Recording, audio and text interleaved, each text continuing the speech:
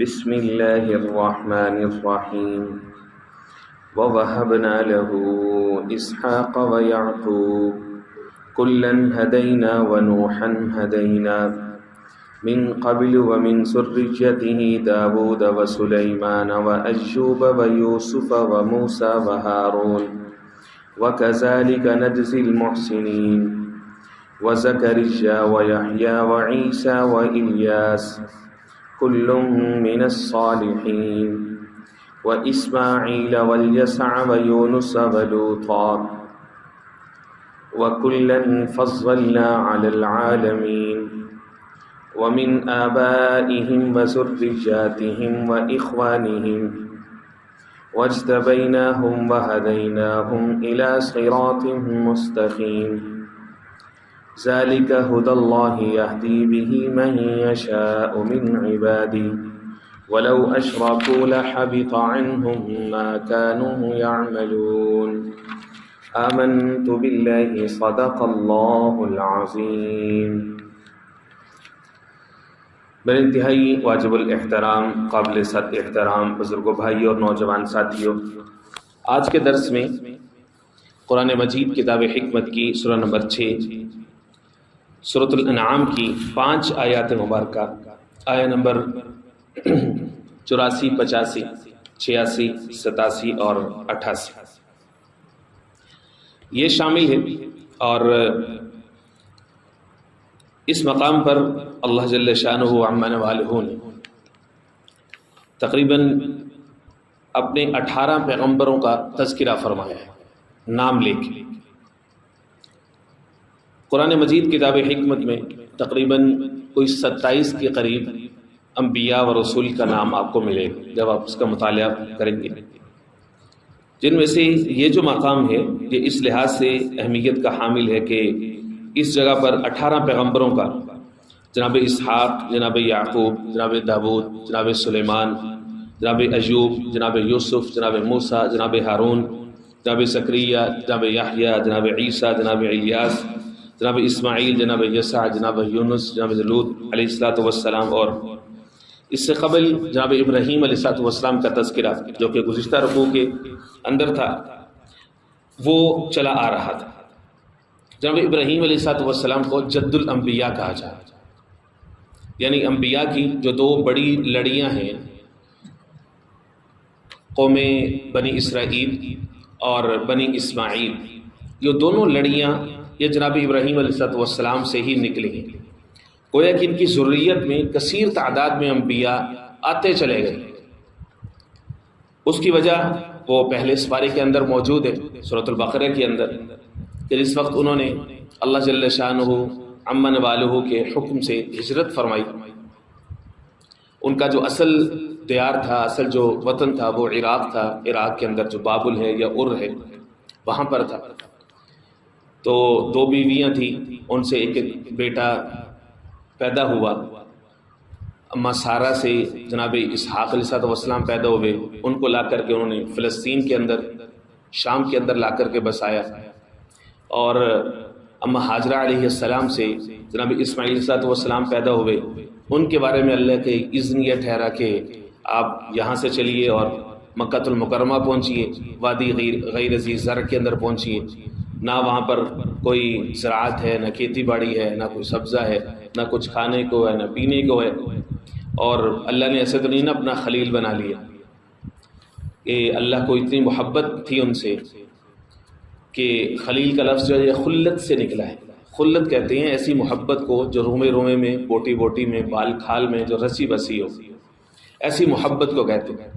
جناب ابراہیم علیہ السلام کو اللہ سے ایسی محبت تھی کہ ہر چیز قربان کرتے چلے گئے، وطن قربان، مال قربان، اولاد قربان، بیوی بچے قربان، جو کچھ اللہ نے ان سے قربانی مانگی انہوں نے دی، اور اللہ رب العزت نے ان کی شہادت بھی دی، وَإِذِ ابْتَلَىٰ إِبْرَاهِيمَ رَبُّهُ بِكَلِمَاتٍ فَأَتَمَّهُنَّ، کہ اللہ نے ان سے جتنے امتحانات لیے ان سب کے اندر 100/100 نمبر انہوں نے لیے، ہر ایک امتحان کو پورا کیا۔ اور آخر میں جو تعمیر خانہ کعبہ ہے، جو طوفان نوح کی نظر ہو چکا تھا، دنیا کے بت قدوں میں پہلا وہ گھر خدا کا، ہم پاسباں ہیں اس کے، وہ پاسباں ہمارا۔ یہ تحفہ ابراہیمی ہے۔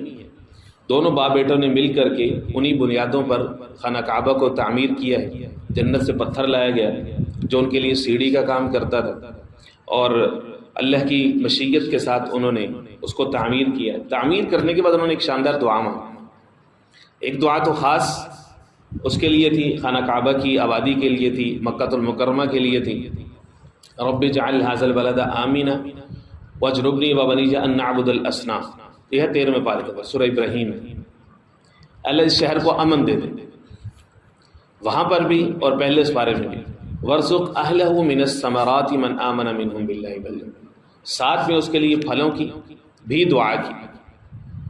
ظاہر ہے کہ انسان کو کسی بھی آبادی کو پرامن رکھنے کے لیے سب سے پہلے امن چاہیے ہوتا ہے، اور پھر معیشت ہوتی ہے۔ معیشت کی ترقی تبھی ہوتی ہے جب کسی ملک میں امن ہو، جب کسی ملک میں فساد ہوتا ہے، خوف ہوتا ہے، ڈر ہوتا ہے، لوگ جو ہیں وہ اپنے مال و دولت اور اپنی پراپرٹی، اپنے مال و جان وہ سب غیر محفوظ سمجھتے ہوں، تو وہاں پر کون انویسٹمنٹ کرے گا؟ کہاں سے وہاں کا معاش ٹھیک ہوگا؟ اس کی معیشت کیسے سٹیبل ہوگی؟ سوال ہی پیدا نہیں ہوتا۔ تو اللہ کے خلیل نے سب سے پہلے امن مانگا، امن کے بعد پھر کھانے پینے، پھلوں اور معیشت کی بات بعد میں کی۔ گویا کہ جو ارباب اقتدار ہوتے ہیں ان کو چاہیے کہ سب سے پہلے اپنے ملک کو، اپنی ریاست کو سب سے پہلے امن دیں، سکون دیں، لوگوں کو اعتماد دیں۔ جناب ابراہیم علیہ السلام کی ایک یہ دعا ہے، اور وہیں پر ایک دوسری دعا بھی ہے، وہ یہ دعا ہے ربنا وجعلنا مسلمین لک ومن ذریتنا امۃ مسلمۃ لک۔ اے اللہ، ایک تو ہمیں اپنا پیغمبر دے دے، ہماری ذریت میں سے اٹھا جس کا تو نے وعدہ کر رکھا ہے، وہ پیغمبر بھی، اور اس کی جو امت ہے امت مسلمہ وہ بھی ہماری ذریت میں سے اٹھا دے۔ گویا کہ یہ امت بھی اللہ کے خلیل نے مانگی ہے، یہ پیغمبر بھی اللہ کے خلیل نے مانگا ہے، تو اللہ رب العزت نے ان کی دعا کو قبول فرمایا، تو اس لیے ان کو جد الانبیاء کہا جاتا ہے۔ پھر وہاں سے جناب اسحاق علیہ السلام سے جناب یعقوب پیدا ہوئے، جناب یعقوب سے جناب یوسف پیدا ہوئے، جناب یعقوب علیہ السلام کے 12 بیٹے تھے، پھر وہ مختلف قبیلے ان سے بنے، پھر وہاں سے نسلوں سے آگے چل کر کے انبیاء آئے، جناب موسیٰ، جناب ہارون، اور بے شمار انبیاء آتے چلے گئے۔ اور یہ وجہ جو لڑی تھی اما سارہ والی، یہاں پہ جناب اسماعیل علیہ السلام، تو اس کے بعد کوئی پیغمبر نہیں، چلتی رہی ہے، لڑی چلتی رہی ہے، بالآخر ان کے اندر شرک آ گیا۔ شرک بھی اتنا ظلمت، اتنی تاریکی والا شرک ان کے اندر آ گیا، اور بالآخر اللہ رب العزت نے اس قوم کے اوپر ترس کھایا کہ جس کے ساتھ یہودی اور نصرانی مذاق کرتے تھے کہ یہ امی لوگ ہیں، ان پڑھ لوگ ہیں، نہ ان کے اندر کوئی نبی ہے، نہ کوئی رسول ہے، نہ کوئی کتاب ہے، یہ ان سیولائزڈ لوگ ہیں اور سیوج ٹائپ کے لوگ ہیں، وحشی لوگ ہیں یہ، اور ان کے پاس کوئی تہذیب نہیں ہے۔ تو اللہ رب العزت کو ان پر رحم آیا، اور اللہ رب العزت کی مشیت یہ ٹھہری کہ ان کے اندر اپنا محبوب نبی کریم سید المرسلین خاتم المرسلین حضور پاک علیہ السلام کو پھر ان امیوں کے اندر اٹھایا۔ تو اسی لیے قرآن مجید کتاب حکمت نے خود آقا کریم سید المرسلین حضور پاک علیہ السلام کو بھی امی کا لقب عطا فرمایا۔ علماء نے لکھا ہے کہ باقی سب لوگوں کے لیے دنیا بھر میں جس کے لیے امی کا لفظ بولا جائے گا تو وہ اس کی خامی ہوگی، ان پڑھ ہے، لیکن جب اللہ رب العزت نے یہ لفظ اپنے محبوب نبی کریم علیہ السلام کے لیے بولا ہے، اب یہ خامی نہیں، اب یہ خوبی بن گئی ہے۔ بئی معنی کہ آقا کریم سید المرسلین حضور پاک علیہ السلام کا اس دنیا میں مخلوق میں سے کوئی استاذ ہی نہیں ہے، ان کا استاذ خود اللہ ہے، دنیا کے لیے وہ امی ہے، لیکن اللہ رب العزت نے کلام ایسا عطا فرمایا کہ دنیا بھر کے دانشور، علماء، فصحاء، بلغاء، عقلاء سارے کے سارے فارغ ہو گئے، فیل ہو گئے، اس کے ٹکر کی کوئی بات کر ہی نہیں سکی۔ تو اس لیے قرآن مجید نے مضبوط طریقے سے پوری ذمہ داری کے ساتھ کہا امی، نبی امی، اور تاکہ یہ بتانا چاہا کہ آؤ کوئی مقابلے میں آ سکتا ہے تو آ جائے۔ جناب ابراہیم علیہ السلام کی حیثیت بہت اہم ہے۔ شریعت محمدی علیہ السلام دراصل شریعت ابراہیمی، سنت محمدی علیہ السلام، سنت ابراہیمی، یہ دراصل اسی کا ہی پرتو ہے، اسی کا ہی سایہ ہے، ملت ابراہیمی کی۔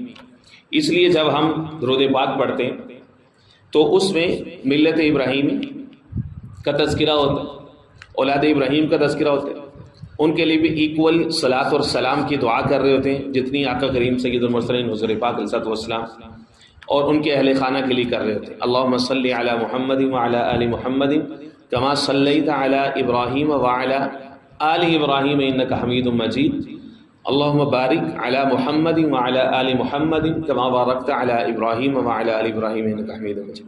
تو اس لیے قرآن مجید کے اندر متعدد مقامات پر قدر تفصیل کے ساتھ بنسبت دیگر انبیاء کی جناب ابراہیم علیہ السلام کا تذکرہ آپ کو ضرور ملے گا، اور کچھ مقامات کا تذکرہ تو میں کل آپ سے کر چکا ہوں سورۃ الانبیاء کے ذیل میں، اور اسی طرح سے سورہ مریم کے ذیل میں آپ سے کر چکا ہوں۔ تو جناب ابراہیم علیہ السلام کے بعد اب جو ہے وہ ان کی تابعداری کے اندر باقیہ انبیاء کرام علیہ السلام کا تذکرہ آ رہا ہے، جن میں سے 18 کے نام تلاوت میں بھی آئے، بعد میں الگ سے بھی میں نے گنوائے۔ جن انبیاء کے یعنی کل 27 میں سے جن کا نام یہاں پر نہیں آیا، جناب آدم ہیں، جناب ادریس ہیں، جناب ہود ہیں، جناب صالح ہیں، جناب شعیب ہیں، ذوالکفل ہیں، عزیر ہیں، اور جناب محمد رسول اللہ صلی اللہ علیہ وسلم، اور 18 انبیاء کا تذکرہ یہاں پر موجود ہے اس جگہ پر ایک لڑی کی صورت۔ علماء نے لکھا ہے کہ اس کے اندر حکمت یہ ہے کہ ان سب انبیاء کا بھی وہی مشن تھا، وہی کام تھا، وہی ڈیوٹی تھی کہ جو جناب ابراہیم علیہ السلام نے اس کے لیے قربانی دی تھی۔ لہٰذا مشن ایک ہی تھا، وہ مشن تھا دعوت توحید کا، لوگوں اللہ کی طرف آ جاؤ، ہمیں اللہ نے بھیجا۔ تو اس موقف کے اوپر، اس مشن کے اوپر کئی سارے انبیاء نے جام شہادت نوش کیا، کئی ساروں کو جو ہے وہ جیل کاٹنی پڑی، کئی ساروں کو لوگوں کے ظلم و تشدد کا نشانہ بھی بنایا گیا، اور مختلف تکالیف میں سے گزرے، اور یہ ایک سلسلہ ہے، دعوت کا سلسلہ بھی چلتا رہا، تبلیغ کا سلسلہ بھی چلتا رہا، یہ جوہد، یہ مجاہدے کا سلسلہ بھی چلتا رہا، استقامت کا سلسلہ بھی چلتا رہا۔ یہاں پر آ کر کے اینڈ ہوا ہے آقا کریم حضور پاک علیہ السلام کی ذات عالیہ پر، کہ جن کو اللہ رب العزت قرآن مجید کے ان آیات کے ذریعے سے خبر دے رہے ہیں، بعد میں ان کے لیے تسلی کے الفاظ بھی آ رہے ہیں کہ ہم نے یہ سب انبیاء دراصل ایک ہی نور، ایک ہی لائٹ، ایک ہی کینڈل دے کر کے بھیجے تھے، کہ سب آتے تھے، اپنی ڈیوٹی ادا کرتے تھے، پھر وہی پیغام اگلے نبی کی ذمہ داری ہوتی تھی، پھر وہ پیغام اگلے نبی کی ذمہ داری ہوتی تھی، اور یہ سلسلہ جو ہے وہ اسی طرح سے چلتا رہا، اور وہ سارے کے سارے ایک ہی مشن کے اوپر۔ یہ بعد میں انسان تھے کہ جنہوں نے بعد میں نسلوں کی بنیاد پر بعد میں الگ الگ مذاہب بنا لیے، کوئی یہودی بن گیا، کوئی نصرانی بن گیا۔ اس امت کی خاصیت یہ ہے کہ جناب ابراہیم علیہ السلام نے اس کا نام رکھا ہوا سماکم المسلمین۔ قرآن مجید خود شہادت دیتا ہے کہ تمہارا نام ہے مسلمان۔ تم یہ جو چھوٹے چھوٹے فرقوں میں کسی نے فلاں کو نام پر اپنا الگ الگ فرقہ بنا لیا، قرآن مجید اس چیز کو ڈسکریج کرتا ہے۔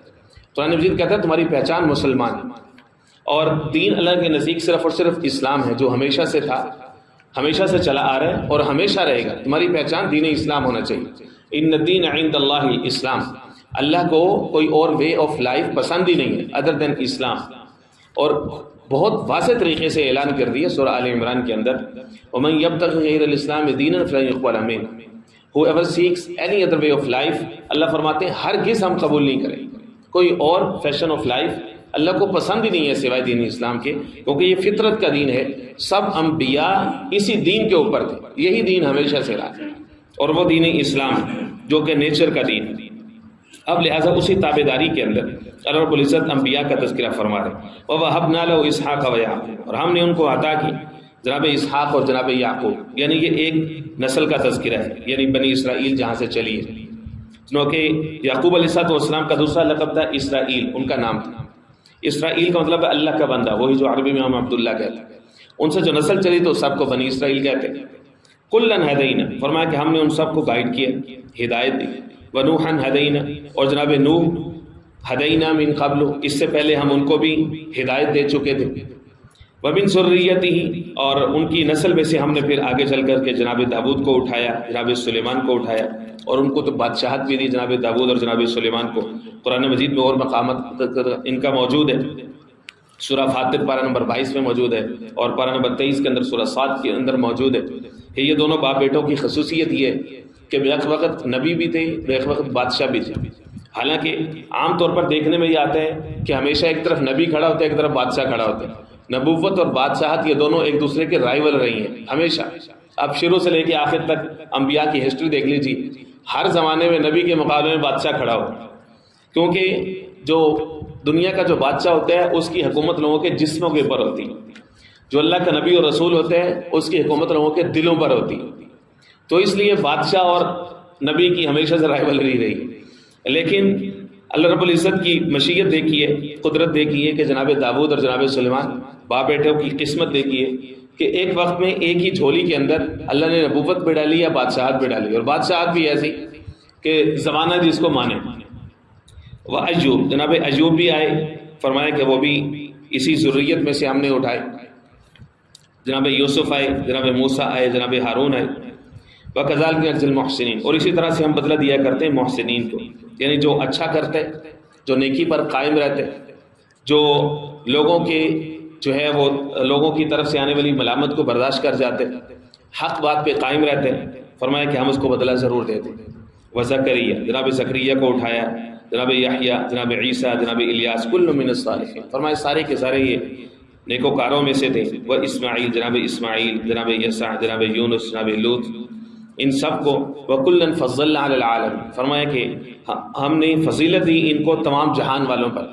اس لیے امت مسلمہ کا متفقہ عقیدہ ہے کہ پوری کائنات میں جتنے بھی انسان اللہ رب العزت نے اٹھائے ہیں یا اٹھا رہے ہیں یا تا قیامت جتنے آتے رہیں گے، پوری مخلوقات میں سے، سب انسانوں میں سے سب سے جو افضل ہستیاں ہوتی ہیں وہ اللہ کے نبی ہوتے ہیں. اللہ کے نبی اور پیغمبروں کی سے بالا تر کوئی اور مخلوق انسانوں میں سے یا کہیں سے بھی نہیں ہو سکتی. سب سے بلند تر جو ہستیاں ہوتی ہیں وہ اللہ کے انبیاء ہوتے ہیں. وَمِنْ آبَائِهِمْ، فرمایا کہ ان کے آباء میں سے بھی آپ کو نبی ملیں گے، وَذُرِّيَّاتِهِمْ، ان کی اولادوں میں سے ملیں گے، وَإِخْوَانِهِمْ، ان کے بھائیوں میں سے ملیں گے، وَاجْتَبَيْنَاهُمْ وَهَدَيْنَاهُمْ، ہم نے ان کو چنا، ان کو ہدایت دی سیدھے راستے پر. ذَلِكَ هُدَى اللَّهِ يَهْدِي بِهِ مَن يَشَاءُ مِنْ عِبَادِهِ. فرمایا یاد رکھ لو اللہ کا اصول یہ اللہ کی ہدایت ہے، جس کو چاہتے ہیں اپنے بندوں میں سے اس کو عطا فرماتے ہیں مطلقاً ہدایت. فرمایا کہ انک لا تہدی من احببت ولکن اللہ یہدی من یشاء. اللہ جس کو چاہتے ہیں ہدایت دیتے ہیں. بعض دفعہ اچھے خاصے گھرانے میں گمراہ لوگ پیدا ہوتے ہیں، اور بعض دفعہ گمراہوں کے گمراہ ہوتے ہیں، بدترین کفار ہوتے ہیں، ان کے گھروں میں اللہ دین اسلام کے خادم اٹھا دیتا ہے. ابو جہل کو حضور نے فرمایا میری امت کا فرعون ہے، یہ اتنا متکبر ہے، اتنا ظالم اور اتنا گمراہ ہے. سامنے سارے معجزات دیکھ کر کے ایمان نہیں لائے، اور اس نے یہ تک کہہ دیا جس وقت اس کو قتل کیا جا رہا تھا، چھوٹے بچوں کے ہاتھوں سے قتل ہوا. اتنا متکبر جو ہے وہ شخص سردار کہنے لگا کہ میری گردن جو ہے وہ میرے سینے کے پاس سے کاٹ دیا. جب مقتولین کے سر رکھے جائیں تو میرا سر اونچا نظر آئے. تکبر اس کا اس وقت بھی ختم نہیں ہوا، اپنے سر کو تلوار کے نیچے دیکھ لیا. اس کا بیٹا تھا اکرمہ، وہ کہتا تھا کہ میرا گدھا تو اسلام قبول کر سکتا لیکن میں اسلام قبول نہیں کر سکتا. ظاہر ہے کہ بیٹا اس کا تھا. لیکن اللہ رب العزت جب ہدایت دے دیں، بھاگ گیا فتح مکہ کے وقت. کئی سارے خاندان وہاں سے بھاگے کہ اب شاید ہماری بخشش نہیں ہوگی. ادھر سے حضور پاک علیہ السلام نے تو آتے ہی اعلان کر دیا لا تثریب علیکم اليوم، جاؤ مکہ والا تمہیں معاف کیا. وہ سارے ظلم، وہ سارے تشدد، وہ میرے دوستوں کی ساری شہادتیں، وہ کتنی عورتیں بیوہ ہوئیں، وہ کتنے بچے یتیم ہوئے، وہ کتنے لوگ شہید ہوئے، جاؤ تمہیں سارا معاف کیا، سارا معاف کیا. جناب یوسف علیہ السلام کی سنت تھی نا، سارے بھائیوں کو معاف کر، انتم الطلقاء، جاؤ تمہیں معاف کیا. لیکن چونکہ وہ لوگ آپس میں اتنا زیادہ ایک دوسرے کے ساتھ بدلے کا رویہ تھا ان کا، تو اس لیے ان کا شاید ہمیں بخشا نہیں جائے گا. بھاگ گئے وہاں، کشتی ڈولی نہ راستے میں. تو لوگ سارے کے سارے کہنے لگے خالص اللہ کو پکارو، خالص اللہ کو پکارو. اب اکرمہ کی آنکھیں کھولیں. اس نے کہا کہ آج تک ہم نے بتوں کی خاطر تو ہم محمد سے لڑتے رہے صلی اللہ علیہ وسلم، اب جب موت سامنے نظر آ رہی ہے اب تم کہہ رہے ہو خالص اللہ کو پکارو، ایک رب کو پکارو. جب ایک رب ادھر مدد کرتا ہے تو وہ خشکی میں مدد نہیں کر سکتا. یہی تو محمد کے ساتھ ہماری لڑائی تھی صلی اللہ علیہ وسلم. کہتے میں نے دل میں ہی تہیا کر لیا کہ اگر آج میں یہاں سے بچ گیا تو میں خود جاؤں گا اور ان کے قدموں میں گر کر کے میں معافی مانگوں گا، ان کا مذہب قبول کر لوں گا. تو اللہ کا کرنا ایسا ہوا کہ وہ کشتی بچ گئی. پھر وہاں سے بھاگ کر کے آئیں اور اپنی بہن کو لے کر کے جنہوں نے اسلام قبول کر لیا حضور پاک علیہ السلام کی خدمت میں حاضر ہوئے. اور پھر جس سختی کے ساتھ وہ حالت کفر میں اسلام کے خلاف لڑا کرتے تھے، بعد میں پھر اسلام کی طرف سے ایسے جاندار طریقے سے لڑے. تو اللہ جب چاہیں کہ جس کو ہدایت دے دے. فرمایا ولو اشرکوا، لیکن اگر یہ لوگ شرک پر قائم رہے لحبط عنہم ما كانوا يعملون، تو جتنا عمل ہے وہ سارا کا سارا ان کا ضائع ہو جائے گا۔ رب العزت سمجھ نصیب فرمائے۔